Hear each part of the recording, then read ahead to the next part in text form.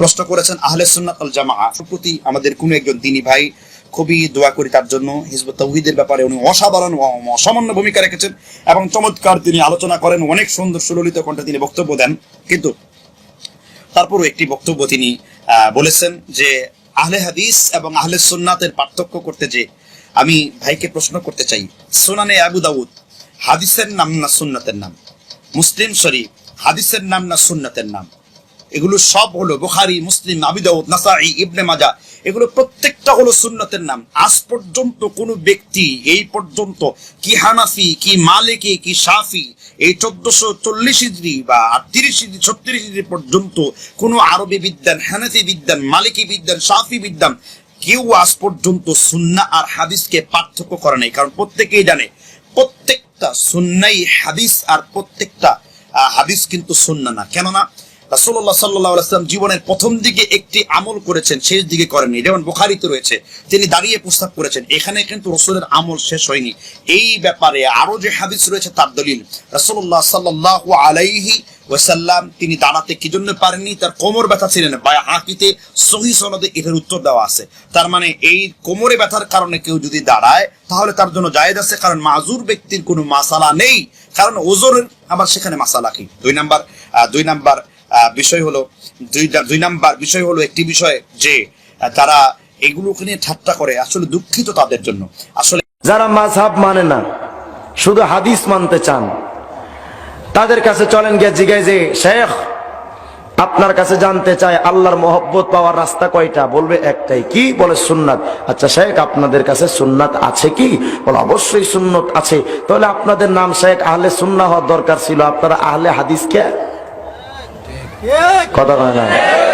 তাই এমনিতেই এমনি আর কি। আচ্ছা ঠিক আছে, এমনিতেই হন। আপনারা হাদিস যদি টোটালটা মানেন, নবী 11টা বিয়ে করছেন, আপনারা 11টা করেন না কে? ওটাও তো নবীর হাদিস। আরে কথা কয় না কেন? নবীজির সব কাজ উম্মতের জন্য করা জরুরি নয়। নবীজি বলেছেন আমি যেটা করেছি পাশাপাশি ওই কাজ সাহাবীরাও যারা করছে সেটা মানবা। সুন্নাহ এবং হাদিসের পার্থক্যটা তখন করবে। আল্লাহ সুবহানাহু ওয়া তাআলা কোরআনের নাম হাদিস রেখেছেন। আল্লাহু নাযালা আহসানুল হাদিস। আল্লাহ বলেছেন হাল আতাকা হাদিসুল জুনুদ। আল্লাহ সূরা বুরুজের মধ্যে আলোচনা করেছেন। আল্লাহ সূরা গাশিয়ার মধ্যে বলেছেন হাল আতাকা হাদিসুল গাশিয়া। আল্লাহ এখানে হাদিস বলেছেন ও আম্মা বিনি'মাতি রাব্বিকা ফাহাদ্দিস। আল্লাহ সূরা দুহার মধ্যে এখানে আল্লাহ হাদিস বলেছেন। সুতরাং রাসূলও বলেছেন ইন্না খায়রাল হাদিসি কিতাবুল্লাহ ওয়া খায়রাল হাদি হাদি মুহাম্মাদিন সাল্লাল্লাহু আলাইহি ওয়াসাল্লাম। এখন সুন্নাত কাকে বলে? যেই কাজ রাসূল করছেন, যেই কাজ রাসূল সাল্লাল্লাহু আলাইহি ওয়াসাল্লাম করতে বলেছেন, অনুমতি দিয়েছেন, তাকেই তো সুন্নাহ বলে। সুন্নাহ আর হাদিস একটা আরেকটার পর্যায়ক্রমে একটি আরেকটার নাম। আহলে হাদিস আহলে সুন্নাতেরই আরেকটা নাম, আহলে সুন্নাহরই আরেকটা নাম আহলে হাদিস। আহলে হাদিস আহলে সুন্নাত ওয়াল জামাআর বাইরে নয়। এই ব্যাপারে কিতাবুল গুনিয়া আল্লামা আব্দুল কাদের জিলানী রাহমাতুল্লাহ আলাইহি তিনি চমৎকার করে বক্তব্য করেছেন। সুতরাং এই কথাগুলো বলা আসলে কিন্তু এটা আপনি নিজে নিরপেক্ষভাবে লেখাপড়া করবেন, এগুলো আসলে সুন্দর কথা নয়। কারণ সুন্নাহ মানে হাদিস, সুন্নাহ কখনো হাদিসের বাইরে আসতে পারে না। কেননা রাসূল সাল্লাল্লাহু আলাইহি ওয়াসাল্লাম পৃথিবীতে এমন কোন সুন্নাহর জন্ম হয়নি যে হাদিস থেকে। কারণ হাদিস কাকে বলে? রাসূলের মুখ নিঃসৃত বাণী, যে কওলি, ফি'লি, তাকরিরি বলেছেন, করেছেন, তার সামনে করেছেন, অনুমতি দিয়েছেন। তো রাসূলের সুন্নাহ যদি আমরা সব মানতে পারবো না, কেন মানতে পারবো না? রাসূল সাল্লাল্লাহু আলাইহি ওয়াসাল্লাম এক রাত্রে 11 জন স্ত্রী বিয়ে করেছেন, আপনি 11টা বিয়ে করতে পারবেন না। কারণ নবী যা করেছেন তাই যদি আপনার জন্য সুন্নাহ হয়, তার নবী তো 11টা বিয়ে করেছেন, তাহলে আপনি 11টা বিয়ে করেন, মানুন। সুতরাং ভাই কেন আমরা এগুলো নিয়ে এই মুহূর্তে ঝগড়া করছি? কেন আমরা অতীতের যুগের ফাইসালা করা বিষয়গুলো নিয়ে কেন আমরা তর্কে বিতর্কে লিপ্ত হচ্ছি? কেন আমরা মানুষকে এটা বোঝাতে চেষ্টা করছি? এই কথাগুলোর দ্বারা আহলে কোরআনের মতো কাফির ফিরকা, মু'তাজিলা ফিরকা, তারা আপনাদের বিরুদ্ধে কথা বলতে সুযোগ পাবে। আমরাই তাদেরকে কথা বলার সুযোগ করে দিয়েছি। অতীতের আহনাফরাও কখনো এই কথা বলেনি। মোল্লা আলী কারি রহমতুল্লাহ আলাইহি কখনো হাদিসকে সুন্নাহর মধ্যে পার্থক্য করেনি। তাহলে আমরা কেন পার্থক্য করছি? সুতরাং বোঝা যাচ্ছে যে বিশুদ্ধ হাদিস, বিশুদ্ধ সুন্নাহর নাম আলাইকুম বিসুন্নতি ওয়া সুন্নতি খুলাফাই ওয়া রাশিদিন। তাহলে আমরা বলতে চাচ্ছি, তাহলে আমরা কেন ওমরের হাদিস বলি, ওসমানের হাদিস বলি, আবু হুরায়রার হাদিস বলি? তা আমরা কেন এগুলোকে সুন্নাহ বলে চিনি না? কারণ প্রত্যেকেই জানেন, প্রত্যেক যুগ শ্রেষ্ঠ মুহাদ্দিসরা জানতেন হাদিস আর সুন্নাহর সাথে কোনো পার্থক্য নাই। আহলে সুন্নাত আল জামাআহ কাকে বলে? যখন আল্লাহর রাসূল সাল্লাল্লাহু আলাইহি ওয়াসাল্লাম ভবিষ্যৎবাণী করেছেন যে আল জামাআহ, মুসলিমদের একটি মাত্র জামাআত হবে, একটি দল হবে। আল জামাআ মা ওয়াফাকাল হক ইন কুনতা ওয়াহদাক। একটি মাত্র দল হবে, জামা হবে। ওই জামার সাথে যখন নবীজির সুন্নাত যোগ হবে, এটাকে বলবে আহলে সুন্নাত ওয়াল জামা। সুতরাং যে ভাই এই বক্তব্য দিয়েছেন, যেই লোক এই বক্তব্য দিয়েছেন, আমি সেই ভাইকে সম্মান করি। হিজবুত তাওহীদের বিরুদ্ধে আপনার সিংহ পুরুষের মতো যে কাজ, আমি আপনার সাথে আছি এবং ইনশাআল্লাহ ময়দানে তাদের বিরুদ্ধে আমরা কাজ করব। কিন্তু সম্মানিত দিনী ভাই, আপনি এমন কোনো কাজ করবেন না যে কাজ করার দ্বারা উম্মাহ ক্ষতিগ্রস্ত হয়। আপনি এমন কোনো কাজ করবেন না যেই কাজ করার দ্বারা মানুষের মধ্যে বিভেদ সৃষ্টি হয়। আপনি কেন এই কাজগুলো করতে যাচ্ছেন? কেন মানুষকে বিভ্রান্ত করছেন? আমি আপনার কাছে অনুরোধ রইব, হাদিস এবং সুন্নাহর ব্যাপারে আরো লেখাপড়া করেন। মূলত আমাদের অজ্ঞতার কারণে, ইলমি অজ্ঞতার কারণে আমরা এই কথাগুলো বলছি। এজন্য আমাদের কথাবার্তা বলার ব্যাপারে অবশ্যই সতর্কতা, সাবধান অবলম্বন হওয়া প্রয়োজন।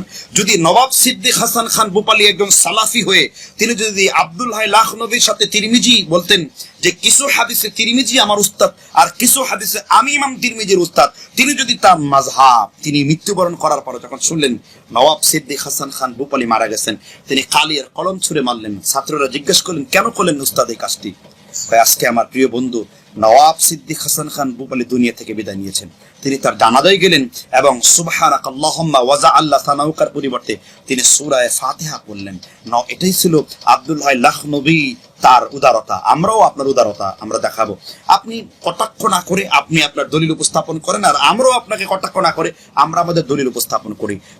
দুই পক্ষের যদি দলিল আমরা উপস্থাপন করি, কিন্তু আপনি বলেন এটা কি ইমামে আজম আবু হানিফা রাহমাতুল্লাহ আলাই, ইমাম ইউসুফ রাহমাতুল্লাহ আলাই, ইমাম মুহাম্মদ রাহমাতুল্লাহ আলাই, এটাই কি সিরিয়ান আবু হানিফা, মিশরের আবু হানিফা বা আরবের আবু হানিফা যারা রয়েছেন আরবি ইরাকের, তাদের কখনোই তারা এরকমটা শিখাননি।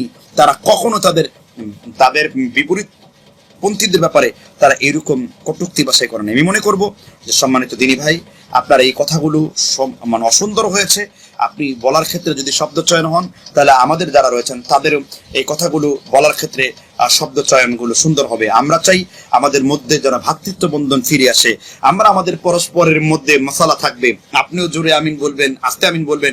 আপনি খফাদা বিহা সওতহর আমল করবেন, আমি রফা বিহা সওতহর উচ্চস্বরে আমিন বলবো। আমি আমার হাদিস দেখে বলবো এই কারণে হাদিসটি সহি, আপনি আপনার হাদিস দেখে বলবেন এই কারণে আমি হাদিসটি আমল করি।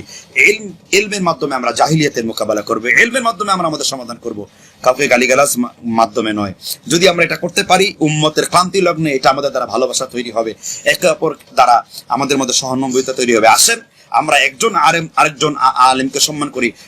আমি যখনই শুনলাম যে জুবায়ের আহমেদ আনসারী নাই, আল্লাহর কসম আমার চক্ষু অশ্রুসিক্ত হয়ে গেল।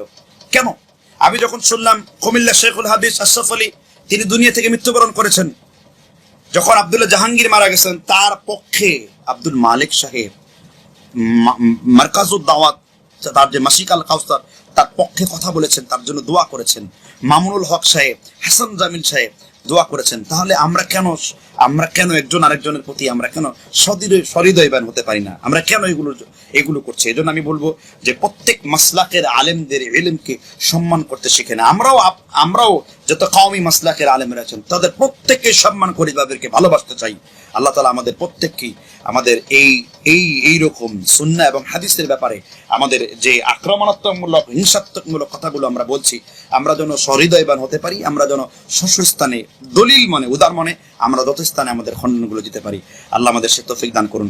আমরা অনেক বিষয়ে কথাবার্তা বলেছি। আমি সবার ক্ষেত্রে বলছি, আমাদের ক্ষেত্রেও যারা তাআসসুব, গুরামি করে, বাড়াবাড়ি করে যে তারা তাদের নামাজ আদায় হবে না, তারা কেউ না ইসলামের, এই কথাগুলো আমাদের কেউ বলে না। আমরা আপনাদের মসজিদকে পুরাই নাই। আপনাদের লোকেরা মসজিদ পুড়িয়ে আগুন দিয়েছে, আপনারা সেখানে নিশ্চুপ ছিলেন। শুধু মামুনুল হক সাহেব কথাগুলো বলেছিলেন পক্ষ অবলম্বন করে। আল্লাহ তাআলা আমাদের প্রত্যেকেই মামুনুল হকের মতো উদার মনে কথা বলার তৌফিক দান করুন, আব্দুল্লাহ জাহাঙ্গীরের মতো উদারতা হওয়ার তৌফিক দান করুন। আজ এই পর্যন্তই। অনেক কথাগুলো বলেছি এবং আশা রাখছি মধ্যমপন্থীদের সামনের বছর যে মাহফিলগুলো করব, আমি এভাবেই কথা বলতে চাচ্ছি আর কি। আল্লাহ তাআলা যেন আমাদের সকলকেই আমার যদি ভুলের কারণে কারো যদি মনে কষ্ট লেগে থাকে, আমি সেই জন্য ক্ষমা চাচ্ছি। আমার কোনো ব্যবহারে যদি কেউ কষ্ট পেয়ে থাকেন, এর জন্য ক্ষমা চাচ্ছি। আজ এই পর্যন্তই। মহান রব্বুল আলামিন আমাদের